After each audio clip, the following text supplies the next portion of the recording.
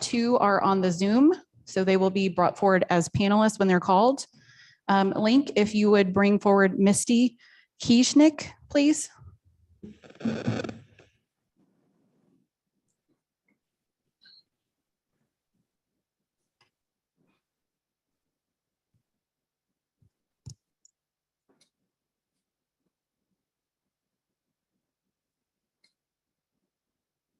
I'm here if you guys are ready for me.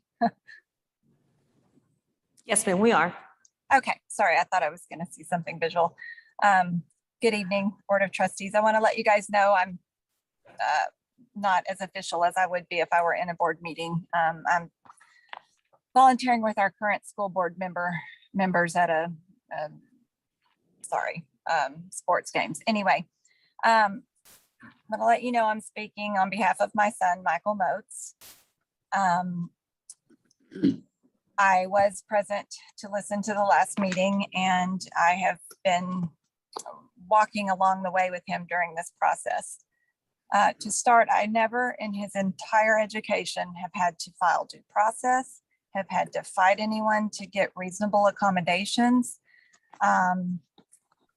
I felt like we were making some progress, but quite frankly, the attorney who's handled this, Mr.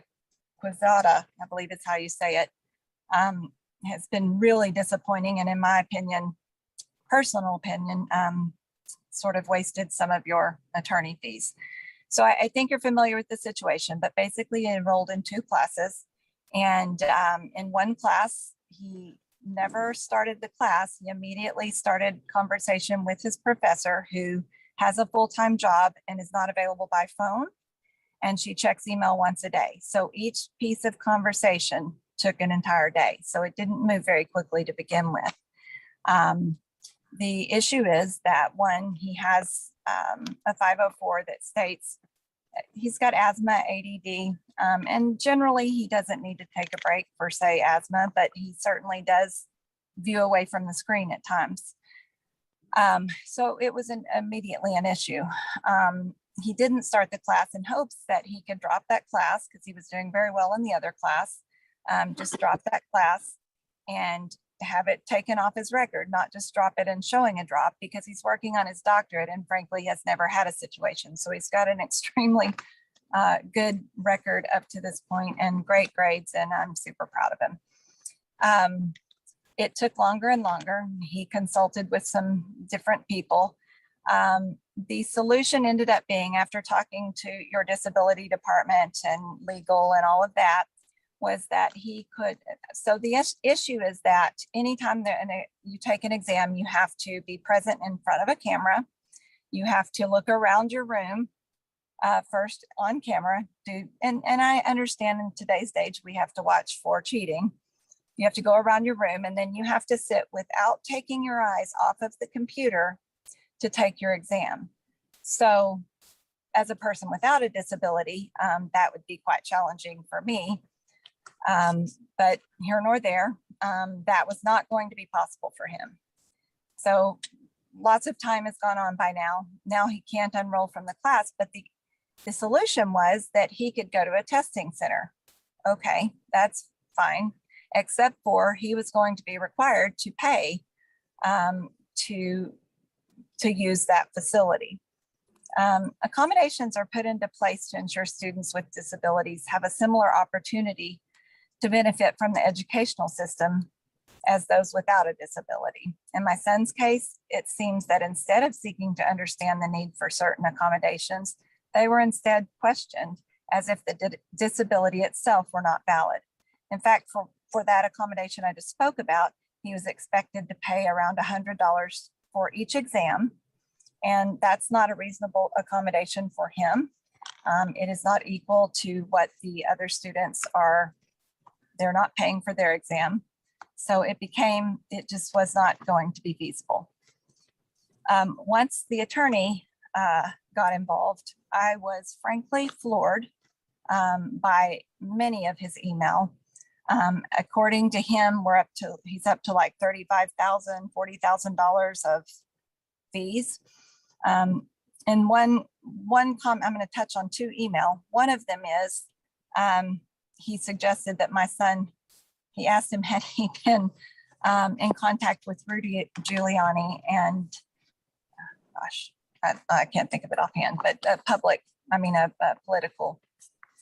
And that one is totally inappropriate, absolutely inappropriate from your attorney, your counsel. He came up with an agreement. My son signed the first piece of it, and that was that he would be reimbursed for both of his classes that he was enrolled in, that they would drop the class that this had all gone on in place, and that it would not show on his record. The second piece of it was contingent upon finishing the other class. He finished the other class.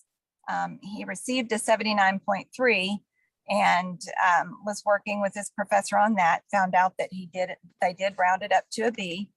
And he had been discussing with the attorney, so he did not sign it. He had until the 31st. He did not sign the agreement on the 26th that was demanded by the attorney, even though he had until the 31st, demanded by the attorney to be signed by 2 o'clock that day. He was taking my mother to a doctor's appointment and was not in a place that he could have even signed it if he wanted to. That's unacceptable to begin with the date issue. The second piece is that the attorney's trying to say that he was using a grade as a reason to not sign it or sign it. My son earned the grade. The professor said your final grade is a B, and we were good with that. Well, the attorney was unwilling to put that in writing, and frankly, the attorney up until this point has not been very reliable or trustworthy. So we asked for it to be put in writing. He refused, said it needed to be signed that day on the 26th by 2, and that didn't happen. So it's continued to go forward, and $35,000 to $40,000 is an awful lot of money for an attorney. And I've gone through all of the information. I can tell you he is definitely not educated on ADA and 504 or anything, IEPs, anything like that, just simply because of the comments that he's continued to make on it. He filed a TRO because Michael had contacted the board via I believe their personal emails. The college would not give him the professional email. And it was a 75-page document. Out of those 75 pages, there were 36 pages that were completely irrelevant to anything that's going on.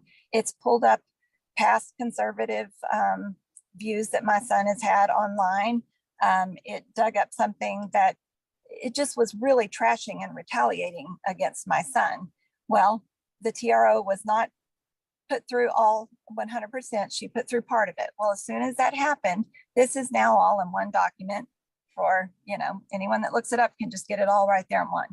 I have to challenge you on, not you, the attorney, on how much time he spent gathering this information for this 36 pages. It had to have taken quite a bit of that $35,000. He does not seem to be wanting to resolve this issue. And currently I personally haven't gotten involved with filing due process or any of that. Again, haven't ever had to do it before, but I'm very educated on how to do it. This needs to be resolved. I'm sorry, I'm disrespectful, but I think you have 1 more minute left. Okay. We would like to go by the original agreement, which is he never worked in that class, so he didn't do poorly as stated. We would like for him to be able to drop that class because they weren't meeting or even discussing his accommodations, for it to be taken off his record completely and reimbursed. He never participated in it. And because the professor was unavailable, couldn't really move it along fast enough to do it even before he couldn't drop the class. Be guaranteed that his grade is not going to be changed as retaliation or anything else. The professor has emailed that is his final grade, and we'd like to move forward. This needs to be taken care of pretty quickly. We have spoken to council. It's just not unreasonable what he asked for in the beginning, and your attorney's taking up a lot of money and a lot of time and making some really bad statements that could end up putting things in a bad light. Thank you, ma'am. Thank you so much. Thank you for sharing your concerns and, and the issues on behalf of your son. We'll definitely look into this. So thank you so much for making time. Thank you.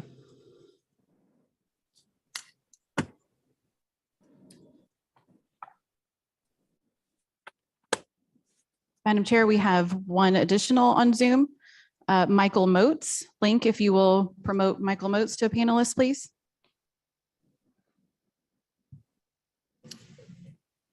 Can you hear me?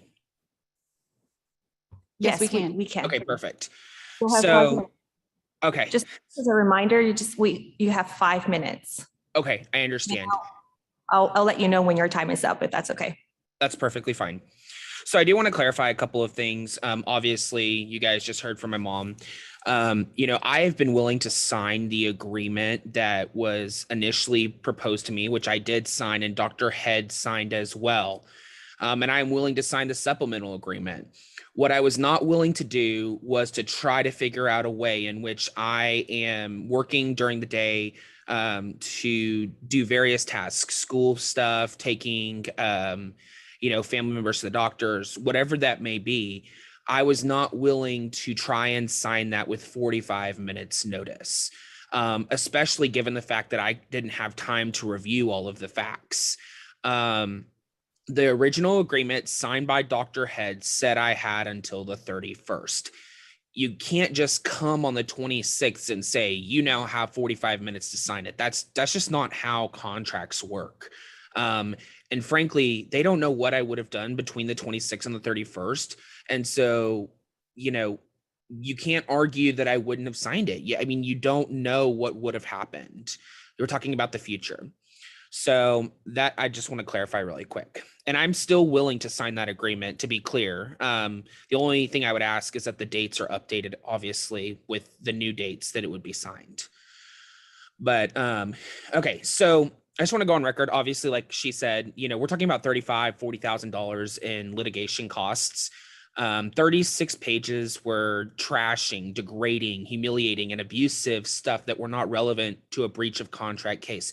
There is no reason for an attorney to go on Google and try to find information that puts me in a negative light whenever, it has nothing to do with the breach of contract. Furthermore, if he was trying to paint a picture of me, he should have said interviewed the Vice President of the United States, interviewed the Secretary of Defense, worked in the White House, as a journalist, a doctoral student at another university. That would have been a fair picture. But he didn't try to do that. He tried to paint me in a negative light in order to be abusive and retaliate against me. I want to go on record that also one of your attorneys in the general counsel's office has given me legal advice and misled me that she was an advocate for me rather than an attorney seeking to get information for her client. When you offer legal advice and you represent the opposing counsel, it creates a confusion, and it did for me, of what her actual motives are. And so that's going to be something that has to do with sanctions and, other stuff as well.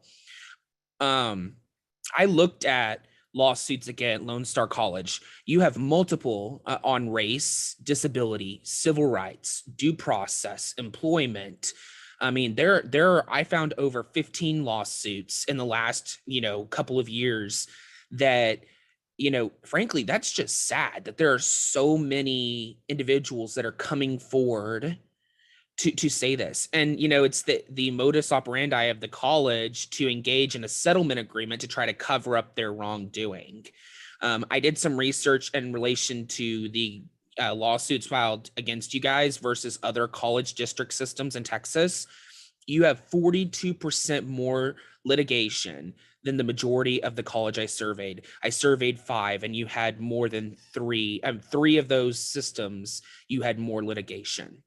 You also attempt to hide things that are requested through the Public Information Act that are directly regarding disability discrimination. You've attempted to block things such as EEOC records regarding, discrimination, employment training, records, and settlement agreements. You guys try to hide it from the public because you know that if it was Yes, sir. Good afternoon. What? Well, thank you. By golly, appreciate that. Excuse me? Go ahead, sir. Go ahead. Okay.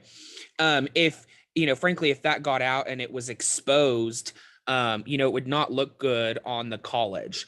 So what I'm getting at is that I am here ready to sign the agreement that was the supplemental agreement that was offered to me. I am not going to pay Lone Star College for $35,000 in attorney's fees when the majority of that time has been him disrespecting, abusing, and trashing me in court and through email. But I am ready to sign the agreement right now, and I am willing to do that. The problem is Lone Star now wants me to pay, whatever it is, 20 grand or whatever for attorney's fees. I'm not going to pay him to trash me for irrelevant information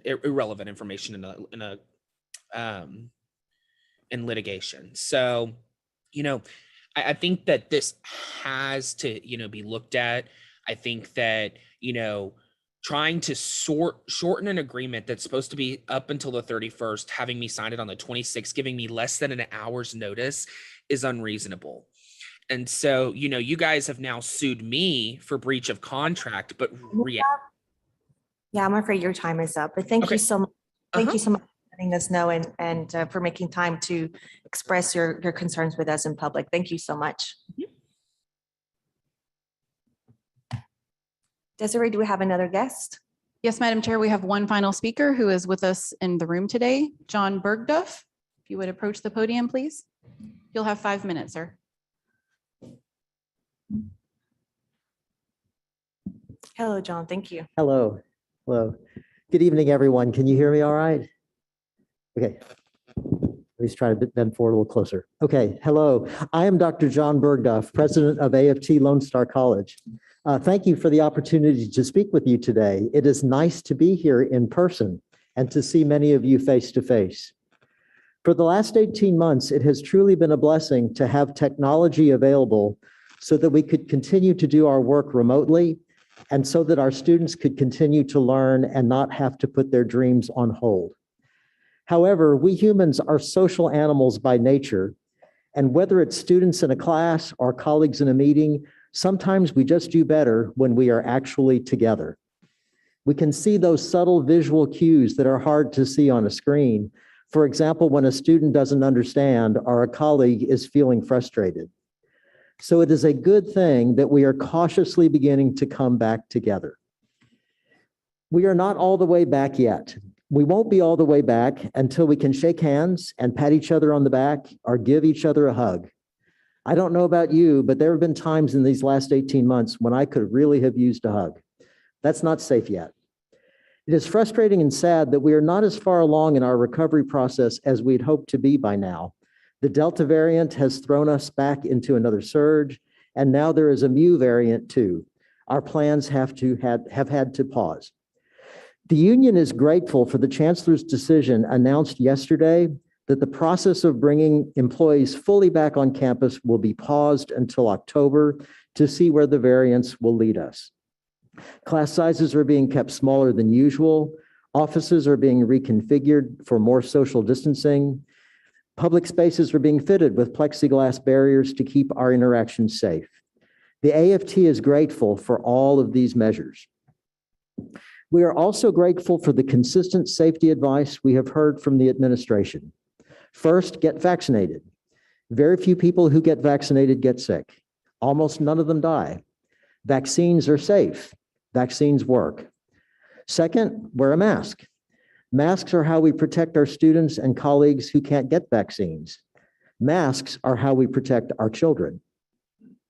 It is sad that the governor of Texas has taken away from county, city, and school authorities the right to make decisions about masks and vaccines based on local circumstances. This decision hampers our ability to fully come back together safely. The chancellor and administration of Lone Star College have done all that they can to limit the spread of the disease while staying within the confines of the governor's edict.